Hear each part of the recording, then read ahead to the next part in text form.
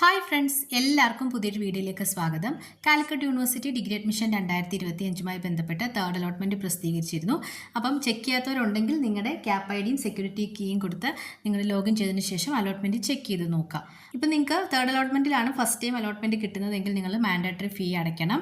അപ്പോൾ അതുപോലെ 17/7/2025 3 PM നിങ്ങൾ കോളേജിൽ ഹാജരായി പെർമനൻ്റ് ആയിട്ട് അഡ്മിഷൻ എടുക്കേണ്ടതാണ്. ഈ ഒരു അവസരത്തിൽ നിങ്ങൾക്ക് ടെമ്പററി അഡ്മിഷൻ ഓപ്ഷൻ ഇല്ല. അപ്പോൾ എല്ലാവരും പെർമനൻ്റ് ആയിട്ട് അഡ്മിഷൻ എടുക്കുക.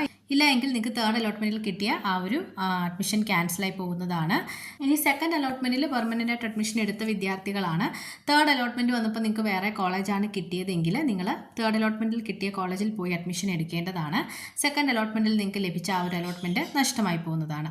അതുപോലെ തന്നെ നിങ്ങളിപ്പം ഫീസ് അടച്ചിട്ടുണ്ടാവും. അപ്പോൾ നിങ്ങൾ പെർമനൻ്റ് ആയിട്ട് അഡ്മിഷൻ എടുത്ത വിദ്യാർത്ഥികൾ ഫീസ് അടച്ചിട്ടായിരിക്കും എടുത്തിട്ടുണ്ടാവുക. അപ്പോൾ അങ്ങനെയുള്ള വിദ്യാർത്ഥികൾ തേർഡ് അലോട്ട്മെൻറ്റിൽ കിട്ടിയ കോളേജിൽ പോയി അഡ്മിഷൻ എടുക്കുമ്പോൾ നിങ്ങൾ വീണ്ടും ഫീസ് അടയ്ക്കേണ്ട ആവശ്യമില്ല.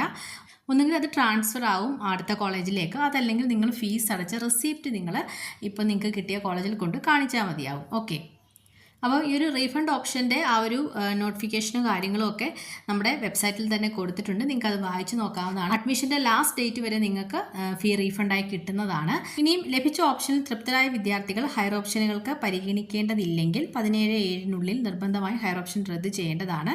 ഇല്ലെങ്കിൽ സപ്ലിമെൻ്ററി അലോട്ട്മെൻറ്റ് വരുമ്പോൾ നിങ്ങൾക്ക് ഹയർ ഓപ്ഷനിലുള്ള ഏതെങ്കിലും കോളേജ് കിട്ടുവാണെങ്കിൽ നിങ്ങൾ അങ്ങോട്ടേക്ക് മാറേണ്ടി വരും. ഓക്കെ, അപ്പോൾ ഇതോടെ നിങ്ങൾക്ക് നേരത്തെ ലഭിച്ച അലോട്ട്മെൻറ്റ് നഷ്ടപ്പെടുകയും ചെയ്യും.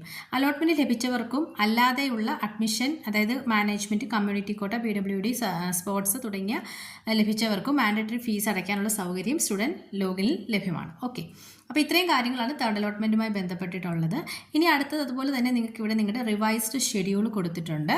അടുത്തത് വരാൻ പോകുന്നത് ലേറ്റ് രജിസ്ട്രേഷനും എഡിറ്റിങ്ങും ആയിരിക്കും. അപ്പോൾ ഈ ഒരു തേർഡ് അലോട്ട്മെൻറ്റിന് ശേഷം നിങ്ങൾക്ക് എഡിറ്റ് ഓപ്ഷൻ അവൈലബിൾ ആണ്. അതായത് നിങ്ങളുടെ ആപ്ലിക്കേഷൻ നിങ്ങൾക്ക് എഡിറ്റ് ചെയ്യാം, പുതിയ ഓപ്ഷൻസ് ഒക്കെ നിങ്ങൾക്ക് കൊടുക്കാം. ഓക്കെ, ഇതുവരെയുള്ള ഓപ്ഷൻസ് അല്ലാതെ ഇപ്പം നിങ്ങൾ തേർഡ് അലോട്ട്മെൻറ്റ് വരെ കൊടുത്ത ഓപ്ഷൻസ് അല്ലാതെ നിങ്ങൾക്ക് അതൊക്കെ മാറ്റിയിട്ട് പുതിയതായിട്ട് നിങ്ങൾക്ക് വേണമെങ്കിൽ ഓപ്ഷൻസ് കൊടുക്കാം. അതുപോലെ തന്നെ ഇതുവരെ കാലിക്കറ്റ് യൂണിവേഴ്സിറ്റിയിൽ ഡിഗ്രിക്ക് അപ്ലൈ ചെയ്യാതെ പോയവർക്ക് ഇനിയും അവസരമുണ്ട്. അത് 18-ാം തീയതിയാണ് പറയുന്നത്, തുടങ്ങുന്നത് 22 വരെയാണ് പറയുന്നത്. പിന്നെ നിങ്ങളുടെ ഫസ്റ്റ് സപ്ലിമെൻ്ററി അലോട്ട്മെൻറ്റ് പ്രസിദ്ധീകരിക്കുന്നത് 28/7/2025 അതായത് സപ്ലിമെൻ്ററി അലോട്ട്മെൻറ്റ് എന്ന് പറയുമ്പോൾ ഗവൺമെൻറ് എയ്ഡഡ് കോളേജുകൾക്ക് മാത്രമാണ് സപ്ലിമെൻ്ററി അലോട്ട്മെൻറ്റ് വരുന്നത്.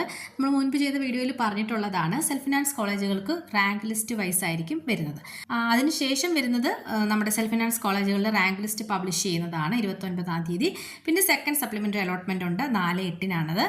അപ്പോൾ ഈ ഒരു സെക്കൻഡ് സപ്ലിമെൻ്ററി അലോട്ട്മെൻറ്റ് കഴിഞ്ഞതിന് ശേഷം പിന്നെ ഗവൺമെൻറ് കോളേജുകളിൽ സീറ്റ് ഉണ്ടെങ്കിൽ അത് റാങ്ക് ലിസ്റ്റ് ആയിട്ടാണ് വരുന്നത്. നമ്മുടെ സെൽഫ് ഫിനാൻസ് പോലെ റാങ്ക് ലിസ്റ്റ് ആയിട്ടായിരിക്കും വരുന്നത്. അത് 11/8 പറയുന്നത്. പിന്നെ അഡ്മിഷൻ എല്ലാം ക്ലോസ് ആവുന്നത് 25/8 ഓക്കെ, ഇനി അടുത്ത് ഫീ റീഫണ്ട് പോളിസി ഇവിടെ കൊടുത്തിട്ടുണ്ട്. ജസ്റ്റ് ക്ലിക്ക് ചെയ്ത് കഴിഞ്ഞാൽ നിങ്ങൾക്ക് ആ ഒരു ഫീസിൻ്റെ ഡീറ്റെയിൽസ്, അതായത് റീഫണ്ട് ഡീറ്റെയിൽസ് നിങ്ങൾക്ക് ഇവിടെ എത്ര പെർസെൻറ്റേജ് വരെ നിങ്ങൾക്ക് കിട്ടും, എത്ര ദിവസത്തിനുള്ളിൽ നിങ്ങൾ വിഡ്രോ ചെയ്ത് കഴിഞ്ഞാൽ നിങ്ങൾക്ക് എത്ര ശതമാനം ഫീസ് കിട്ടും എന്നുള്ളതൊക്കെയാണ് ഇവിടെ കൊടുത്തിരിക്കുന്നത്. അപ്പോൾ നിങ്ങളത് ജസ്റ്റ് നോക്കുക. ഓക്കെ, അപ്പോൾ ഇത്രയും കാര്യങ്ങളാണ് ഈ ഒരു വീഡിയോയിൽ ഷെയർ ചെയ്യാനുള്ളത്. ഏറ്റവും ലേറ്റസ്റ്റ് ഒരു അപ്ഡേറ്റുമായിട്ട് വീണ്ടും കാണാം. അതുവരെ ബൈ, താങ്ക്